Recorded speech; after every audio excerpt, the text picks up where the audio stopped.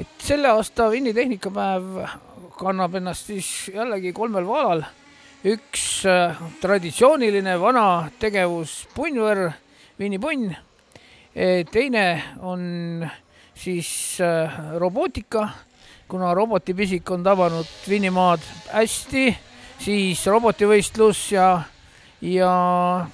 kolmas, mida me tahtsime ka tuua siia, aga ilma taat keeras meile Viimka, et saab näha, kas päeva lõpuks siis saab. See on siis RC ehk raadioteel juhitavad mudelid ja teha üks demovõistlus siin.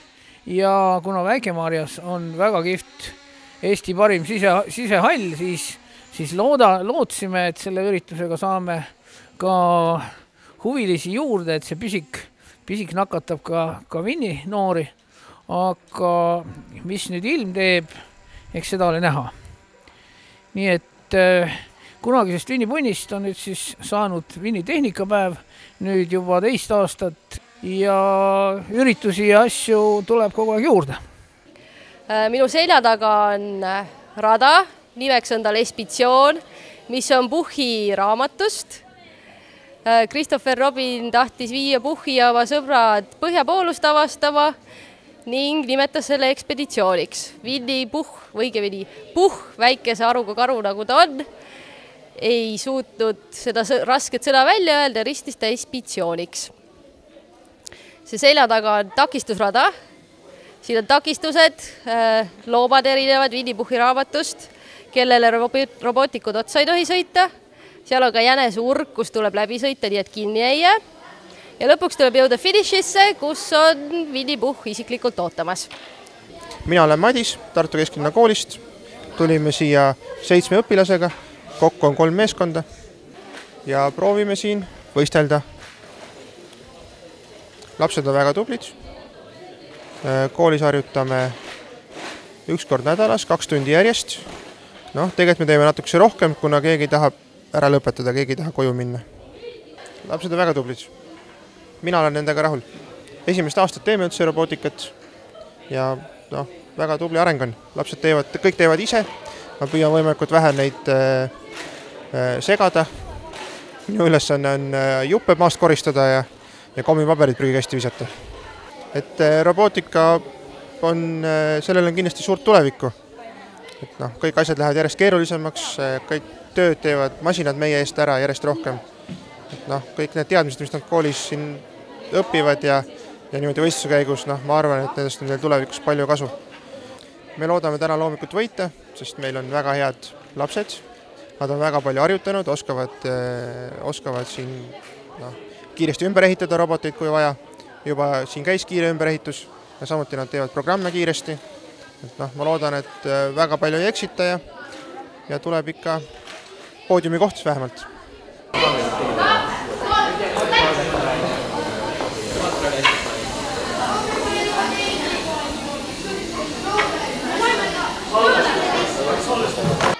Tere, ma olen Liis ja Tartu Kesklinna koolist. Siis ma alustasin sellel aastal robootikaga ja siis kui kutsuti, siis ma mõtlesin, et ma lähen ja proovin ja vaatan, et kuidas tundub. Siis mulle hakkas meeldima ja siis praegu ma olen siin ja me oleme käinud FLL-il ja ma võib-olla seon oma tuleviku robootikaga. 2, 3, läks! Robootika juures köidab mind see, et ma saan valmistada asju, neid programmeerida ja siis need teevad tegelikke asju päris maailmas. Mind huvitab kõige rohkem robootika puhul programmeerimine. Mingisugune 3 aastat olnud robootikaring, seal käib rahulikult mingisugune 10 inimest iga kord kohal. Me olime enne väga kindlad selles, et meil läheb selle üritusele hästi, aga praeguse hetkel meil on esinenud robotika mõned tehnilised probleemid.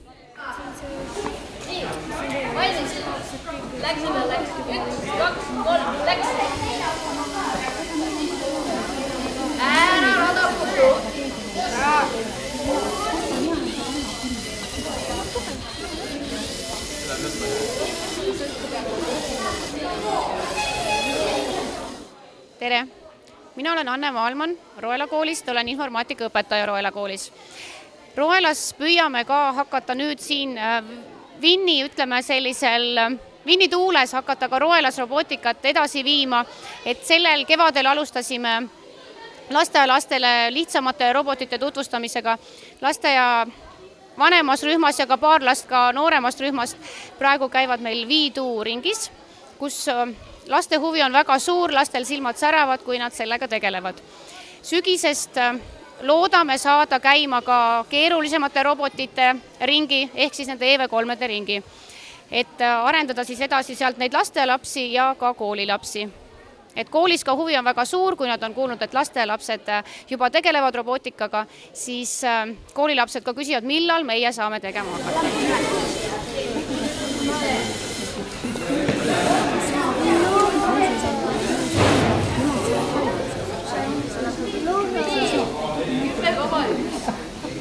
Minu nimi on Mari-Lee Lumberg. Ma käin Rakke robootikaringis ja minu arust sobib robootik ikka nii tüdrukutele kui ka poistele. Sealt saab väga palju uusi teadmisi ja nii-öelda sõpru. Ning minu arust pole selles midagi imelikku, kui seal all käivad nii tüdrukud kui ka poisid. Mulle meeldib robootika juures väga see, et saab nagu olla väga suures seltskonnas asja ehitada midagi nii-öelda uut, mida võib-olla pole väga varem teinud. Mulle meeldib võistlustel käies, sellepärast kuna seal on põnev ja saab vaadata, mida teised on ehitanud. Valmistab pihku viides!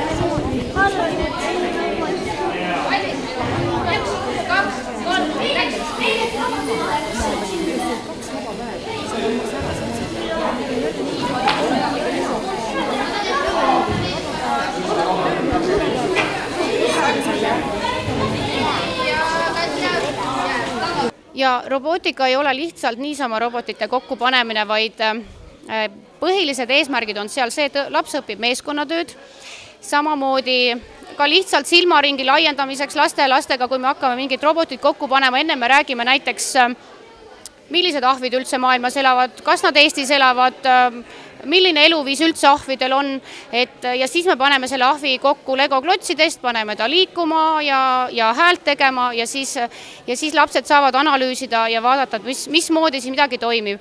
Et liikuma panemine käib ju kõik arvutis programmeerimise teel, et see siis arendab lapsel seda programmeerimise oskust ja mõtlemist, et kui ma midagi tahan, et see robot teeks, siis kuidas ta seda teeb, mida pean mina selleks tegema.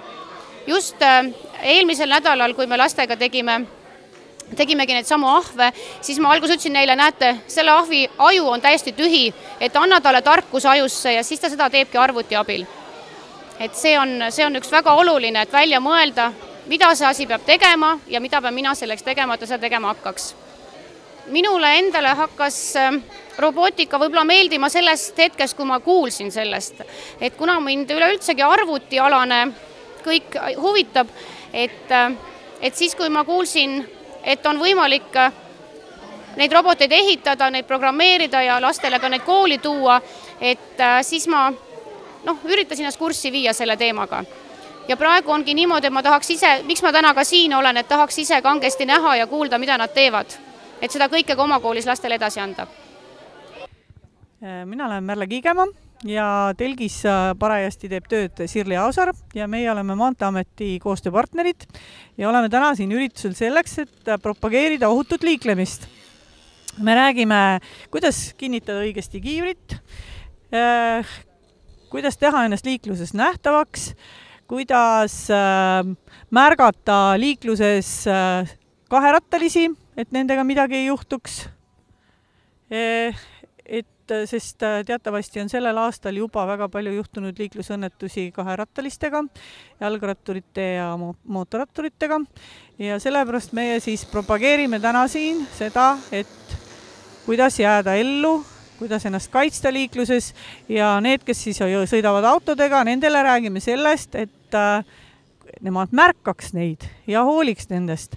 Meil on võimalik siin lasta inimestel oma teadmisi kontrollida, lahendame liiklusteste koos, vaatame erinevaid liiklusteemalisi ülesandeid, arutame nendel teemadel ja loodame, et vihm jääb ka järgi ja et rahvast tuleb veel rohkem. Et lastele tuletame kindlasti meelde seda, et lapsed peavad kandma jalgrattaga sõites kiivrit. Kiiver on kohustuslik kuni 16. eluaastani ja et jalgratas peab olema sõidukorras. Jalgrattal peavad olema kotarate küljes elkurid, peavad olema korras pidurid, peab olema signaalkell küljes, peab olema valgel ajal sõites ees valge helkur, taga punane helkur, pimedal ajal peab olema jalgrattal küljes ees valge tuli ja taga punane tuli. Laste liiklusreeglitest üleüldiselt rääkides, siis jalgrattaga sõidetakse üksinda ja maanteel sõites oleme paremal pool tee ääres ja ei sõida sõbraga kõrvuti, vaid sõidame üksteise selja taga.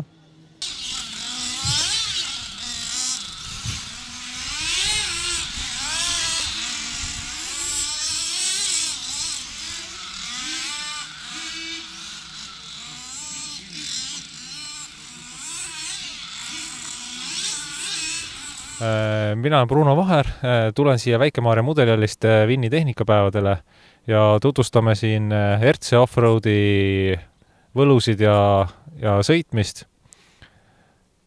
Oleme siia teinud väikese offroad raja, siin on erinevaid pinnaseid, on kiviparketti, muru ja siis natuke vaipa ja paar hüpet. Eelkõige on see mõeldud noortele, aga tegelevad ka väga paljud täiskasvanud inimesed. Mina olen Klaarika ja me oleme Väike-Maarja Mudelihallist. 2 aastat tagasi, kui meie lapsele sai ostetud sünnipäeva rahade eest mudelauto, millega me siis harjutame Väike-Maarja Mudelihallis ja käime võistlustel. See mõjub perele väga hästi, kuna kõik me oleme koos, laps sõidab, isa remondib ja mina, kui on vaja, siis olen rajal mehaanik. See tähendab, et aitan autosid kiiresti püsti tõsta. Ja perega on ikka tore koos olla, see ongi ainus asi, mis me siis nii suvel ja kogu aeg koos saame teha.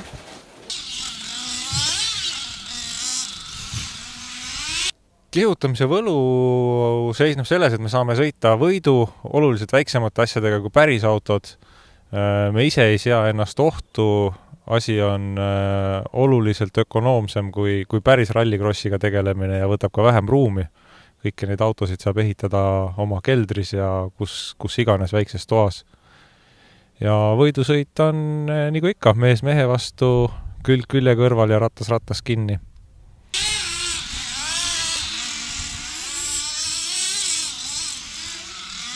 Selle aastal olev talvesarja hooaeg, seal ma võitsin esimese koha. Esimesel võistlusel ma sain esimese koha, sellepärast et üks kõva sõitja läks auto katki. Ja järgmisel korral ma ei saanud teist kohta, sellepärast et tuli jälle see minust kõvem sõitja, kes on Euroopa juunioride meister. Ja siis need kõik võistlused kokku niimoodi läkski 1-2 ja lõppkokkuvõttes ta ei saanud viimasele võistlusele tulla ja siis ma saingi Eesti meistriks. Enne võistlust vaatan alati ja mordide üle, et oleks õli kõik ja korras ja rehvid ka. Mulle kuidagi sobib see niimoodi ja pere on ka kõik rõõmus ja saame kõik niimoodi hakkama.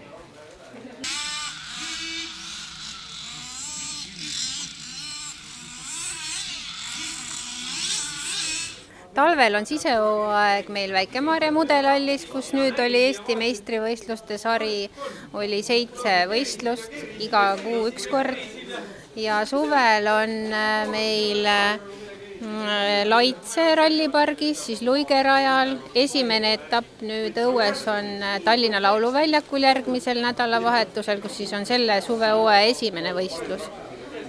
Ja vahva on, tore on. Tartus saab käia, Tartus on mudelvälirada ja oleme käinud Lätis võistlemas, Balti meistrivõistlustel Eesti, Läti, Leedu võistlejad on ja see aasta on Balti meistrivõistlused Eesti korraldada. Ja talvel käisime ka Tšehhis korra perega, teiste eestlastega koos.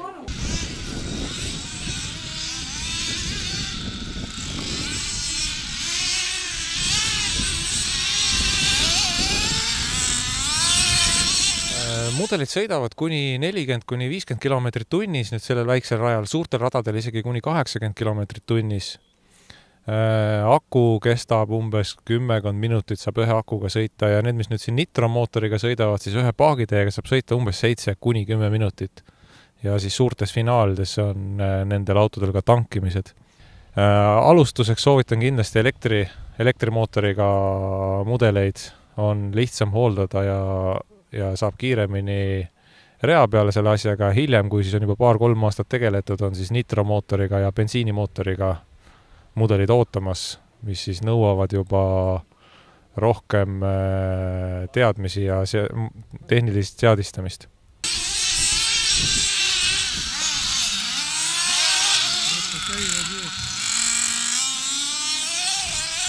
Meil on selles suhtes asi lihtne, et nii sisehooaja võistlustel kui välihooaja võistlustel me käime perega koos. Nii Eesti, Läti, Leedu kui ka korra Euroopas käidud ja põhjanaabrite juures.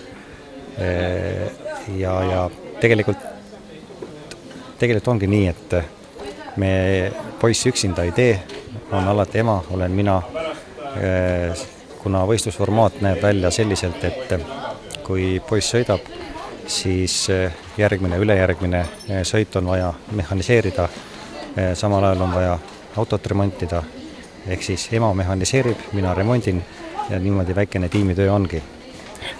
Iseenesest mõjub positiivselt, et 2-aastase tegevuse järgi nüüd negatiivset tagasisidet meile nagu tulnud ei ole ja meil ei ole. Nii et soovitan kõikidel soojalt alustada hobiautodega, kui peres väikesel lapsel soovi on, las ema, isa ostavad auto, proovite, areneb poiss edasi, ostate järgmise auto, lähete uuele tasemele ja mine tea, mis edasi tuleb.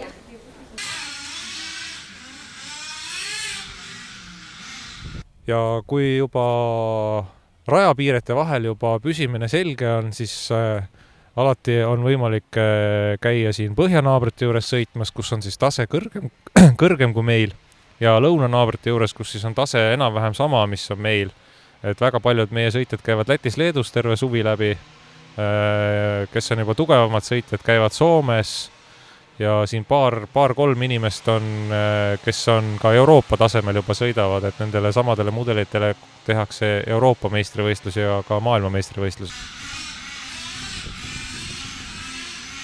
Ja tänaseks päevaks kõigepealt ootame päikest natukene, et selle vihmaga on elektrimudelitel natukene keeruline sõita, kuna nad kipuvad, elekter ja vesi teatavasti ei sobi väga hästi kokku.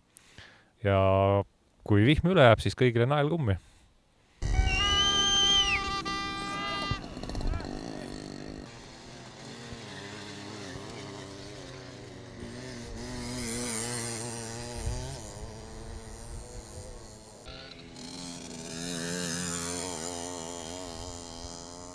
Et olen siis Patrik Põldmaa ja sõidan siin võrridega standardklassis ja ehk et siis -25. Ja külgkorviga sõidan ka ja olen 15-aastane.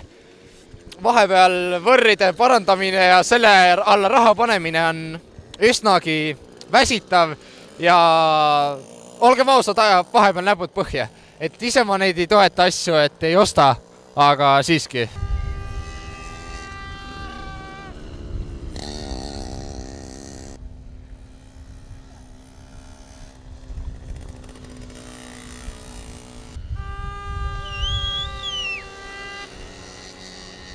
Võrri sõitmine pakub niisugust head närvikõdi heas mõttes. Kõik on nagu hästi palju sõpru saab juurde. Kõik teeb elu lõbusamaks.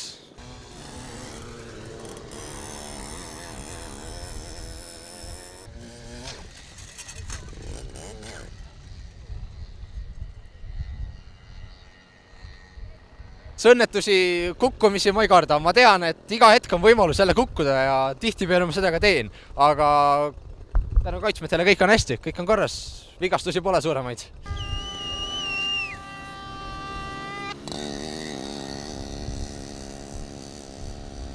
Ja kõik, kes ei sõida võrri, võtke vanaisa, vanavõrr, pange käima, tehke midagi ja hakkage sõitma. Soovitan soojalt.